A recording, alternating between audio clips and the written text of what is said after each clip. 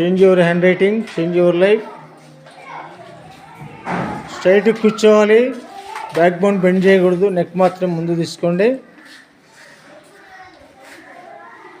తలరాత మారాలంటే చేతి వ్రాత మారాలి.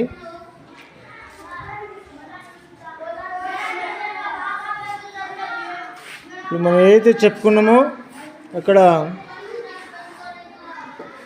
మనం బేసిక్ ప్యాటర్న్స్ ప్రాక్టీస్ చేయాలి ఫస్ట్. తర్వాత క్యాపిటల్ లెటర్స్ కానీ స్మాల్ లెటర్స్ కానీ జోన్స్ వైజ్గా ఎగువ మండలం, మధ్య మండలం, దిగువ మండలం ఇలా మనం ప్రాక్టీస్ చేస్తూ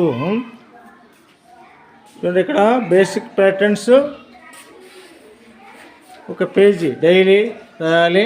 అలాగే మనకు ఇంపార్టెంట్గా జోన్స్, ఇక్కడ స్మాల్ లెటర్స్లో మనకి upper zone, middle zone, lower zone అంటే ఎగువ మండలం, మధ్య మండలం, దిగువ మండలం. అలాగే మండలం వైజ్గా ఇక్కడ మనం లెటర్స్ రాసుకున్నాం. పైకి వెళ్ళి అంటే ఎగువ మండలానికి వెళ్ళే లెటర్స్, మధ్య మండలంలో ఉండే లెటర్స్, కింద దిగువ మండలానికి వచ్చే లెటర్స్. అలాగే క్యాపిటల్ లెటర్స్ కూడా ఎటువంటి పరిస్థితుల్లో కూడా మనం ఎగువ మండలం, మధ్య మండలంలో ఉండేటట్టుగా రాయాలి ఎక్కడ రాసినా కూడా. ఓకేనా? అంటే స్టార్టింగ్లో రాస్తాం మనం. అలాగే మీ పేర్లకు ముందు వచ్చే అక్షరం కూడా రాస్తుంటాం. కాబట్టి మనం రాసేటువంటి ఫర్ ఎగ్జాంపుల్ ఇప్పుడు